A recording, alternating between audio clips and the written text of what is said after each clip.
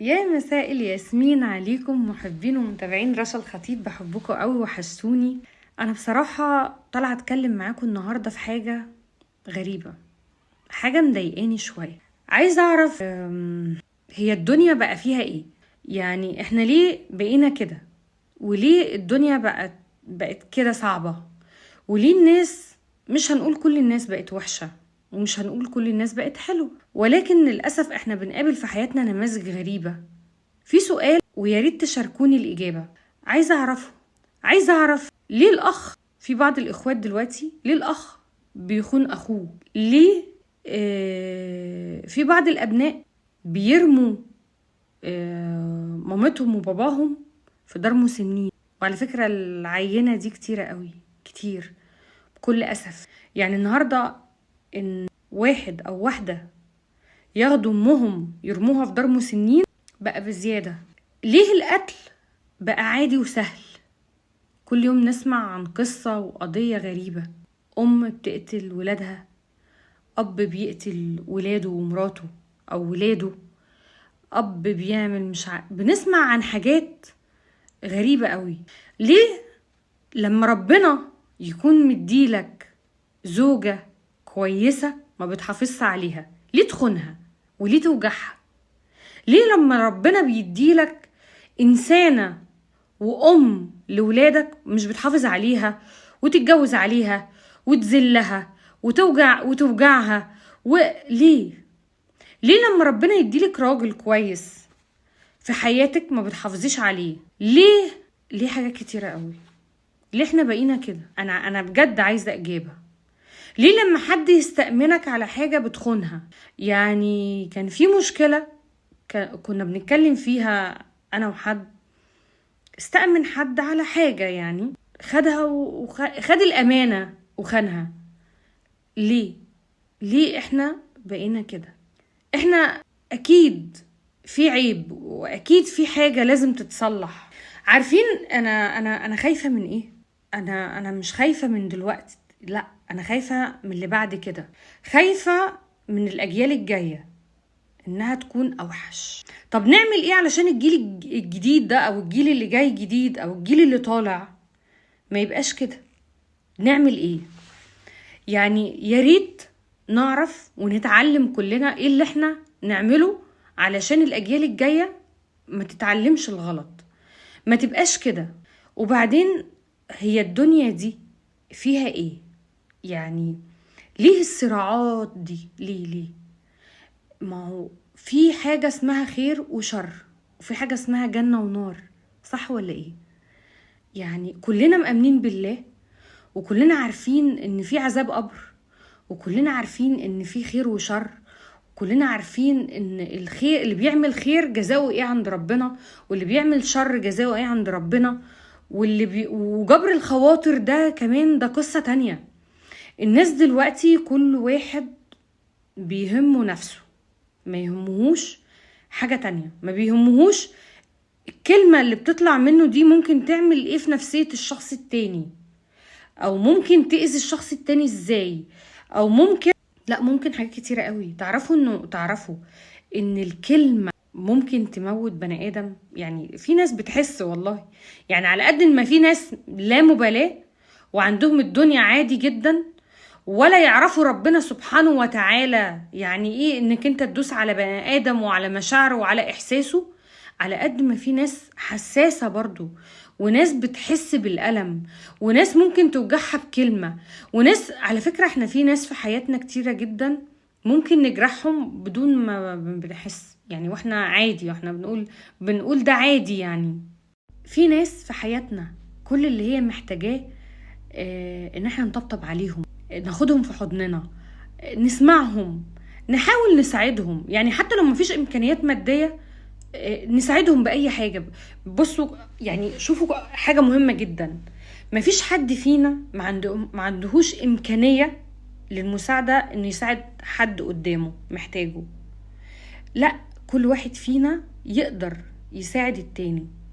ليه النهاردة بقت السوشيال ميديا بتنقل طاقة سلبية وبتنقل لنا أخلاقيات مش بتاعتنا؟ مش بتاعتنا. انا عندي ذهول. يعني انا لما بقابل حد، اي حد بقابله في حياتي، بقعد اساله هي بجد الناس كده؟ يعني الناس كده من زمان ولا الناس بقت دلوقتي كده؟ يعني ده سؤال دايما بساله لاي حد في حياتي او اي حد اعرفه. وبعدين انا في حاجات كانت، يعني في حد بيحكي لي عليها، يعني لما حد بيحكي لي عليها اقول لا لا لا، الكلام ده كذب، والكلام ده استحالة. لا لا لا، ليه احنا عايشين في غابة؟ لا لا، استحالة برضو، لا لا.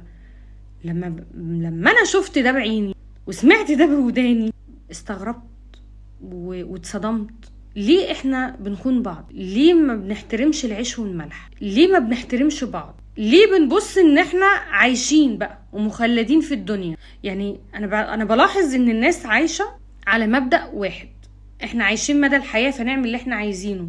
تمام. طب وفي الاخر ما مش بناخد حاجة غير حاجة واحدة بس، اللي احنا عملناه. اي حد عمل حاجة في حياته دي اللي هو بياخدها. اي حد عمل خير هياخده، عمل شر هياخده. طيب ما هو كده الموضوع محسوب. يعني انا عملت خير هاخده معايا، عملت شر هو ده اللي هاخده معايا، مش هاخد حاجة تانية. هل هاخد اموال ولا عربيات ولا فيلل ولا شقق ولا شركات لا، مش هاخد حاجة. بص، دي حياة، دي الحياة اللي احنا بنعيشها. يعني احنا لازم نعيش، ولازم يكون عندنا مبدأ في الحياة عشان يكون في حياة بنعيش عشانها. لازم يكون في مبدأ بنعيش عشانه. تمام. طب ليه نستغل المبادئ اللي احنا بنعيش عشانها وبنستغل الناس الموجودة في حياتنا استغلال غلط؟ اقول لكم انا شخصيا بكل اسف، انا بقيت اشوف كل حاجة، او بشوف معظم الناس استغلال، يعني بعين الاستغلال. يعني ما فيش حد بيعرف حد في الزمن ده غير ان هو عايز يستغله فقط. فعايزة اقول لكم برضو حاجة تانية. لو لقيتوا حد بيحبكم بجد ومعاكم بقلبه وبروحه وبكيانه، امسكوا فيه، ما تسيبوهوش، لان ده هيبقى نادر قوي. هتلاقوا عددهم قليل في حياتكم. يعني مش هتلاقوا العدد ده كبير، ومش هتلاقوا عدد كتير، ومش هتلاقوا الناس اللي في حياتكم. يعني لو هنيجي نقول ايه، بنعمل فلتر كده للي حوالينا، يا ريت كل واحد فينا يطلع 2 3 يعني. المهم، انا بقى السؤال بتاعي اللي عايز اسأله، احنا بقينا كده ليه؟ ونعمل ايه علشان الاجيال الجاية ما تبقاش كده؟ ونعمل ايه علشان يعني يا ريت رجال الدين برضو، يا ريت. احنا عايزين اكتر، عايزين توعية اكتر، عايزين نتكلم مع الناس اكتر، عايزين نقول للناس، نفكرهم ان في عذاب قبر وان في جنة ونار. يمكن الناس ناسية، ممكن لا، اللي احنا فيه ده يمكن الناس ناسية. الناس كل همها دلوقتي مين بياكل حق مين بيوجع مين بيدوس على مين. دي معظم الناس. انا مش عايزه اقول كل الناس عشان ما تتصدموش، بس انا هكدب على نفسي وعليكم واقول معظم الناس. لا، يا ريت نتغير. والكارثه ان ممكن يبقى في حد كويس، يعني حد كده يبقى نضيف قلب ابيض وحد كويس قوي، فتجبره انه هقول ايه، تجبره انه يتصرف معاك تصرف مش طبيعته. يعني ليه تجبرني ان اتصرف معاك باخلاقيات مش اخلاقي؟ ليه تجبرني ان انا اكذب علشان اخد حقي؟ ليه تجبرني ان انا اغير طبعي واكون زي طبعك؟ ليه الناس بتجبر الناس على كده؟ ليه ما نتعاملش مع بعض بكل صدق وامانة؟ ليه مش كل واحد يدي للتاني حقه بكل امانة وادب واحترام؟ ليه سواد القلوب بقى كتير؟ ليه بقى قلبنا اسود؟ عشان خاطر ايه؟ هنعمل في الاخر هيبقى ايه؟ احنا كمان في الفترة اللي احنا فيها الصغير بيموت قبل الكبير. يعني كنا بنقول الاول ده كبير في السن، ده راح، ده مات، ده كبير في السن، ده مش. لا، الموت دلوقتي بقى بياخد الصغير قبل الكبير، والموت ما بيختارش، والموت كمان بقى قريب مننا كلنا. يعني ممكن اي حد تبقى انت قاعد معاه بعد شوية ما تلاقوهوش. ليه؟ وفي الاخر خالص مش بيتبقى لينا غير السيرة الطيبة. يعني السيرة الطيبة هي اللي في الآخر اللي بتكون. طب ما احنا خلاص عارفين ان السيرة الطيبة هي اللي بتكون، وعملك هو اللي بتاخده، وأخلاقياتك وتعاملك مع الناس، وتربيتك لولادك ولا تربيتك لولادك، ويعني ده كله احنا بنحاسب عليه. طيب المشكلة فين بقى؟ ليه ما بنتعاملش بما يرضي الله؟ ليه الناس بقت كده؟ طب نعمل ايه علشان نعالج الظاهرة دي؟ نعمل ايه عشان نبقى كويسين؟ ليه ما بنحافظش على بعض؟ ليه الناس مش بتستمر انها تحافظ على بعض؟ ليه يعني بجد انا عايزة اجابة للحاجات دي، لان انا بجد خلاص تعبت ومش لاقية اجابة. بس انا كل اللي هقوله ربنا الهادي وربنا يهدينا، وربنا دايما عنده الخير، ولان الدنيا فيها الخير برضو، وفي ناس عندهم الخير، فالخير هو اللي هيبقى الخير في الاخر، هو اللي هيكون، هو اللي هينتصر. بس عشان الخير ينتصر لازم احنا من جوانا نتغير، نحاول نفهم بعض، نحاول نكون صادقين مع بعض، نحاول نحترم بعض واحساس بعض ومشاعر بعض. كفاية الحياة صغيرة قوي صغيرة، وما تستاهلش، صدقوني ما تستاهلش خالص. في ناس كانوا قاعدين معانا امبارح النهاردة مش موجودين راحوا.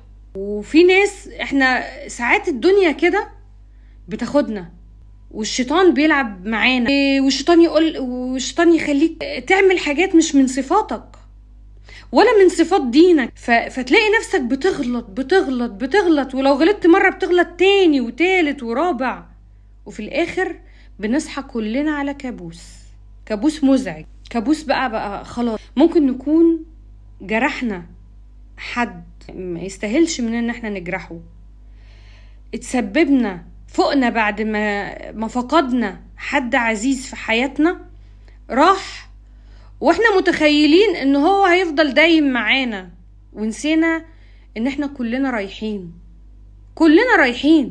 كلنا هنموت. عيش يا ابن آدم قد ما تعيش، في الآخر متر في متر وطوبة ولا طوبتين، دول بس اللي في الآخر. تعالوا نحاول نفتكر ان احنا هنموت. يعني كل ما واحد فينا او حد فينا يحس انه ممكن يعمل حاجة غلط او يأذي نفسه او يأذي اي حد حواليه مهما يكن، تعالوا نفتكر المتر في متر. دي صورة كده خليها. عارفين في بعض فيديوهات كده ناس جزاهم الله خير بينشروها على السوشيال ميديا من وقت للتاني كده، يروح عند مقبرة يقول له تعالى يلي واكل مش عارفة ايه، تعالى يلي رامي قطع صلة رحم، تعالى يلي اذيت مين، تعالى يلي عملت سحر لمين، في الاخر نهايتك اهي. دي فيديوهات احنا بنشوفها، كلنا بنشوفها. تعالوا دايما نفتكر، نحط قدامنا الصورة دي، يمكن نتعدل والله، يمكن نقدر نغير حاجة. مش معنى ان انا اللي بقول لكم ده مثلا ان رشا دي ملاك، يعني رشا دي مثلا عبارة عن ملاك ماشي على الارض، لا طبعا. بس انا اوقات بزعل انا جوايا انسانة عايزة اموت طفلة. يعني انا عايزة ربنا لما ياخدني اموت وانا انسانة قلب ابيض ونظيفة، واكون انسانة كويسة. ليه الحياة والناس تجبرني على وش تاني مش بتاعي؟ لان انا مش هعرف، والله العظيم مش هعرف اكون انسانة وحشة، مش هعرف اكون انسانة خاينة، مش هعرف اكون انسانة مزعجة لحد، مش هعرف. فخلونا نحاول ان احنا نتغير، ونحط قدامنا دايما عذاب القبر، ونحط دايما ان في جنة حلوة بعملنا ندخلها، ونحط قدامنا ان في نار. والدين اخلاق ومعاملة. الدين ملهوش علاقة ان انا منقبة ولا انا محجبة ولا انت مربي دقنك ولا انت مش عارفة لابس ايه ولا لا خالص. الدين معاملة واخلاقيات ومبدأ، ده الدين. انا ممكن اصلي وزكي وصوم واعمل كل حاجة، بس انسانة حقودة قلبي اسود اذي ولادي مصرفش على عيالي، بخون الناس اللي حواليا وبخون العيش والملح واكون وكل. طب وفي الاخر هو ده الدين؟ هي دي الاخلاقيات؟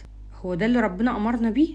وجبر الخواطر ده خلي بالكم منه، والله العظيم اي حد يوجع حد ويتسبب ان حد ينام مظلوم او ينام مقهور او مجروح مشاعره، انتو دين تدان.